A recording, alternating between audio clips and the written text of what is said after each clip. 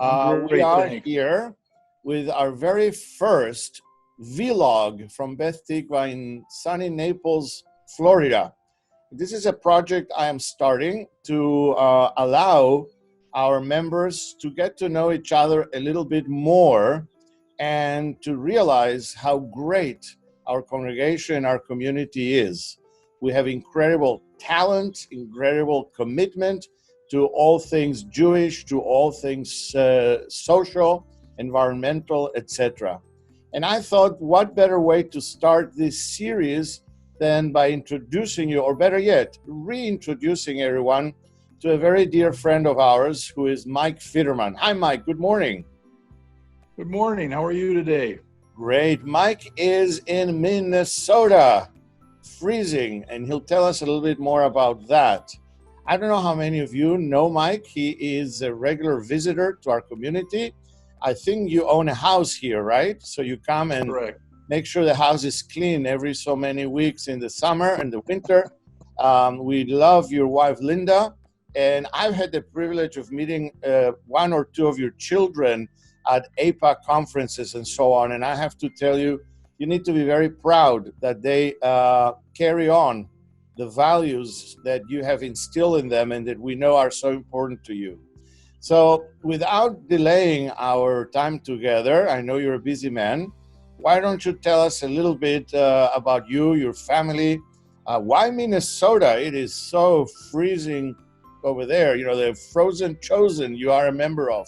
How come you are there? Well, first of all, I just want to thank you for asking me to participate in this. You know, Beth Tikvah, even though Linda and I are only in Naples 4 to 6 weeks a year, Beth Tikvah is what makes it feel like our home community. It is such a welcoming congregation, the way we always welcome new people there, whether they're congregants or just visitors. And it's just a pleasure to be part of the community. And I know many of you, and you know me by my hugs probably, because other than times like this, I am not a handshaker, I'm a hugger. Because I love people. I think I've gotten that through my grandparents and parents. But to introduce myself, I'm the luckiest guy in the world. I have a wonderful family. I have a wonderful family legacy. I have 3 children, all married. I have 8 grandchildren. In fact, Linda and I just celebrated our 50th anniversary this past December. We all took a cruise together. And if we had done it 1 month later, we'd still be out on a boat someplace, probably lingering, trying to figure out when we'd be coming back. I'm honored to be a 3rd generation in a 100-year-old company called Liberty Diversified International, founded by my grandfather in 1918. Who was a Russian immigrant, came here at 9 years old in the late 1800s. And I'll give you a little history, which is similar to today. In the late 1800s, there was no immigration into the United States. They had shut off Ellis Island, and they had prevented any immigration other than critical immigration, because Americans were worried that the immigrants were taking the jobs of the Americans. So at that time, the president shut off the borders. Well, Hayes had already planned on bringing a lot of the Jews from the pogroms in Russia. And so he said, we can't stop. So what did they do? They didn't go to Ellis Island. They went to Montreal. So for all of you Canadians that are members of Beth Tikvah, you have to understand the importance of Canada, not only to Canadian Jewry, but to American Jewry. My grandfather had a brother already in Minnesota. That's what brought them to Minnesota. So they took the boat to Montreal, a train to Winnipeg, from Winnipeg down to Minneapolis. And that's how we got to be known as the Frozen Chosen, those of us that settled from Russia. Later in his life, in 1918, he started a little business called Liberty Used Boxes. And what he would do is take old wooden crates that he'd pick up at the grocery stores, and break the boards apart and put them back together and make them fresh, and then take them by horse and wagon out to the farmers again that would fill them with produce and other things. And so he was the first recycler. From there, corrugated boxes were invented, and we would also take old corrugated boxes and tape over the holes, and we'd sell those. In the mid-50s, we got into the manufacturing business, we got into the office products business, we got into the plastics business over the period of years, to the point that now we have a company called Liberty Diversified International with over 2,000 employees around the United States and Mexico. So we're really proud of that. And 100 years ago, we wouldn't have thought of that. But as we celebrated in 2018, our 100th anniversary, we were trying to figure out, how do we celebrate? And our family isn't exactly a champagne and caviar group. We're sort of humble and private, but we wanted to celebrate. So we decided that the only way to celebrate was thank all those people that made it possible, how we were successful, how we went from wooden crates to paper boxes to having our own paper mill to making our own metal and plastic products, etc. And so my daughter, I'm fortunate to be the third generation, as I said, and my daughter and son are both in the business. I have a third daughter that's not in the business. She came up with the concept of a gratitude tour. So we got a bus, we put our gratitude tour decal all over it, and we visited all 19 of our facilities over 19 days. And as we visited all of them, we not only thanked them and celebrated, we thanked the people that made the difference. As an example, even though we didn't come through New York and Ellis Island, many did. And so we celebrated with Hyas again as our first stop-off point, where we took new immigrants and some of our employees and some of our customers who were new immigrant companies, and we got on the boat and we circled Ellis Island again to remember the heritage of what it was to be a new American or to have the newfound freedoms. And that was a wonderful experience. From there, we traveled down on the bus to Washington, D.C., and we celebrated all of our veterans. We flew 54 different veterans from throughout our company to Washington, D.C. to celebrate the 4th of July. My grandfather never knew what his birthday was. So again, being a patriot that named his company Liberty, he chose the 4th of July as his birthday. And so we thought it'd be appropriate to celebrate on the 4th of July, which we did with all of our veterans from the various wars that they had been in, and the various ways that they had served our country. And it was a wonderful time. And then we went to Virginia, and we went to Georgia, and we went to Mississippi, all of our different facilities throughout the country, our facility in Dallas, our facility in Arizona, our facilities in California. And every place we thanked a different group. Sometimes it was in Virginia, it was Little League coaches. Where would we be without the dedicated parents and neighbors if they weren't teaching the values to our Little League players? And sometimes they're almost second parents. In Atlanta, we celebrated our first responders, our policemen and our firemen that drove their fire trucks up to our facility. Hopefully nobody thought it was an emergency, and we thanked them. We thanked teachers at several of the locations. In Dallas, we had an interesting time. We thanked garbage collectors, your local garbage man, because where would we be if people weren't dedicated to taking our refuge away? And in many cases, recycling. Our paper mill is 100% recycled paper. And we keep so much paper out of the landfills because people will recycle. And we have to be thankful for that. All of these different locations, healthcare workers. In the California area, we stopped at the City of Hope. And I don't know if you're familiar with the tradition of the City of Hope or the beginnings of the City of Hope, but the City of Hope was started by a Jewish doctor on the beaches of California in tents, fighting tuberculosis. Everyone thought that was contagious and everyone was going to get it. Nobody wanted to treat it. And this doctor, I believe it was Dr. Horowitz, started this little clinic in tents on the beaches of California. And how do you think that was funded? It was funded by synagogues around the country. And many of you may remember your City of Hope chapters that would send the City of Hope money. If you ever get an opportunity to visit the San Bernardino area of California, do yourself a favor and visit this wonderful campus. They say their slogan is, "We cannot heal the patient and destroy the soul." And they talk about how they treat the patient. They have these little cottages that the families can stay at. They actually invented the synthetic insulin that today is still used to treat diabetics, and they are still working on a cure for diabetes. But their major research is done in cancer, and they do wonderful work. So we wanted to stop, not just to thank them, but we wanted to thank the social workers that were protecting the souls of the families as much as the patients themselves.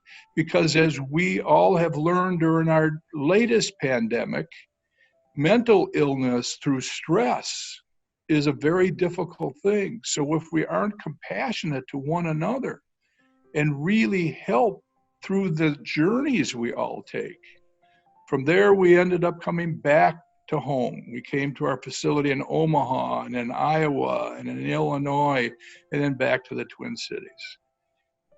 Let me interrupt you.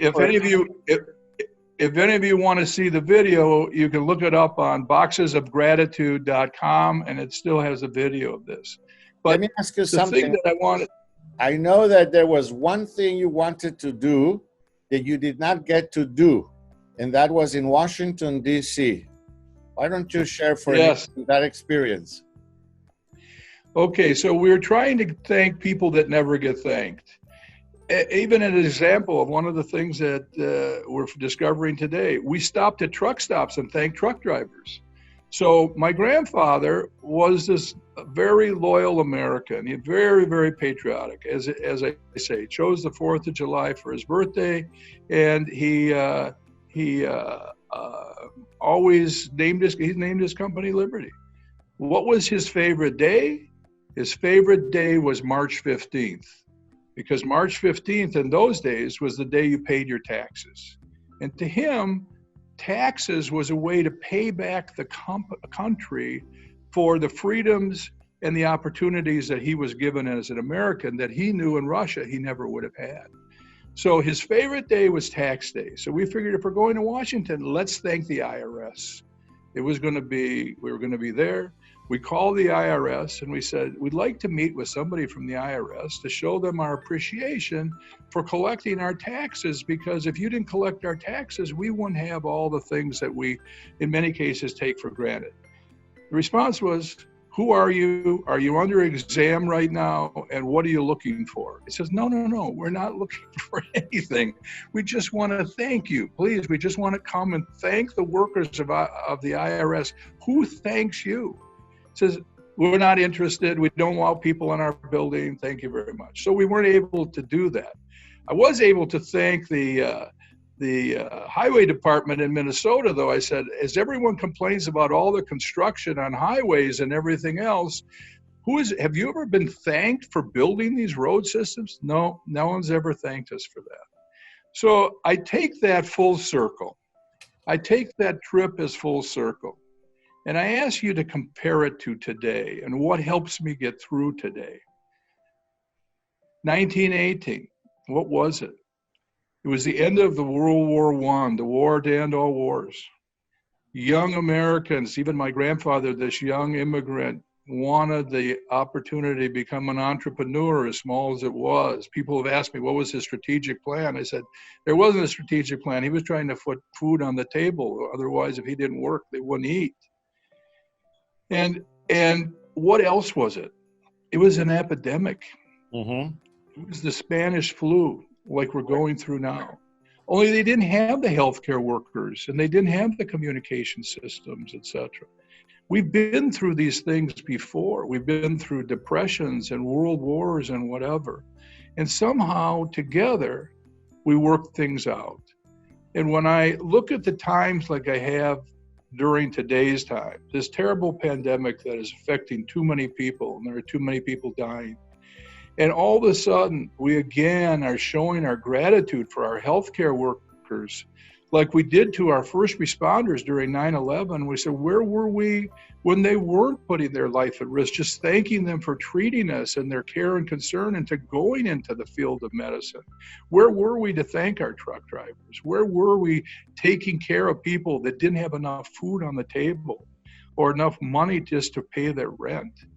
So I look at these times as certainly challenging, but I look at these times as a time that allows all of us never to take anything for granted anymore. Never to take our freedom to get in our car and go to any restaurant we want or any grocery store we want or any beach we want. We will appreciate these things more when this is over. And I look at these times of really counting my blessings. As I said earlier, I'm the luckiest guy in the world. I have a wonderful family, a wonderful wife, wonderful friends, wonderful clergy like you, Rabbi. And I just have always felt that I'm the luckiest guy in the world. And when I get into troubled times of our world like this, I realize as stressful as it is, we've gotten through worse times. And the thing that I think about that puts everything in perspective, I assume in our congregation we have Holocaust survivors and children of Holocaust survivors. And I think about those terrible times of the ghettos and the prisons and the hopelessness.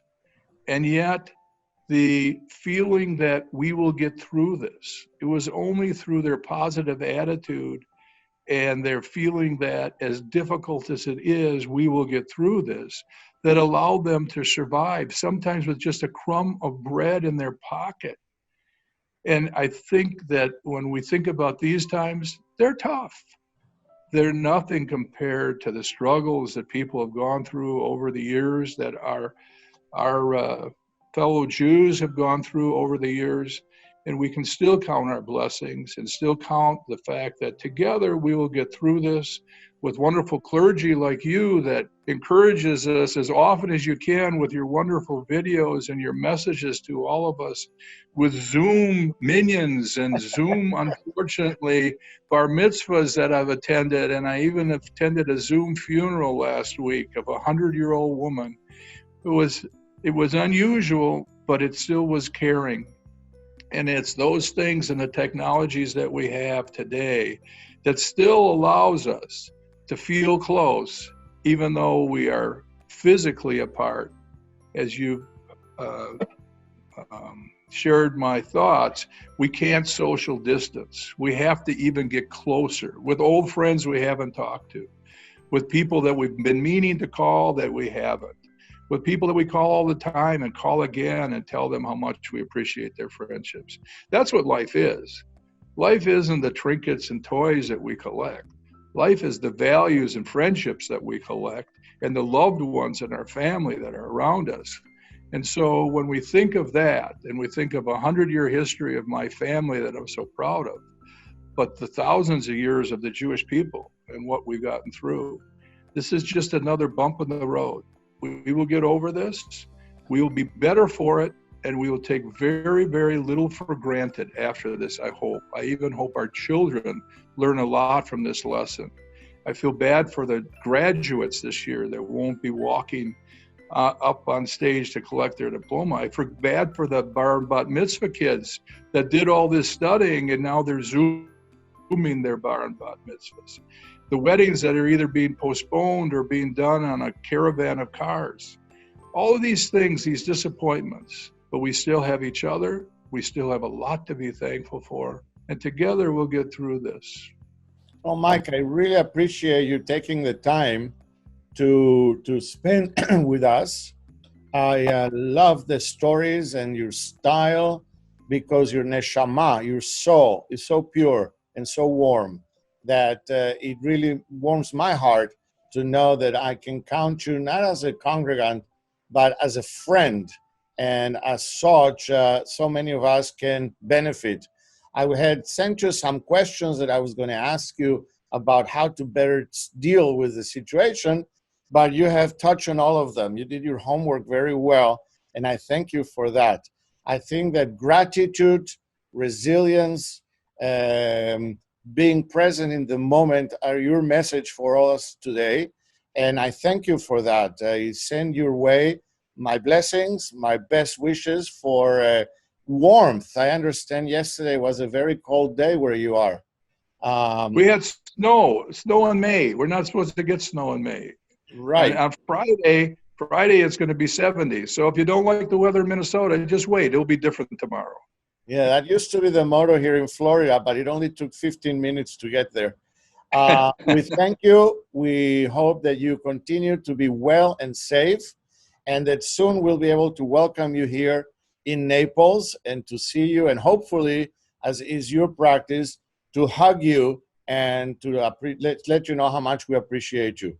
Best regards to all, and tomorrow is Lag BaOmer, the 33rd day of the Omer. I hope you have an opportunity to rejoice in the midst of all of this difficulty that we're all facing. Thank you so much. Thank you for giving me this opportunity. Thank you to all the congregants out there that are listening. You are what makes the congregation. You are what makes it feel so warm and welcoming, and why I enjoy not only being a congregant, but being present when I'm in town. Thank you, Have a wonderful day, everyone. Take care. Bye-bye.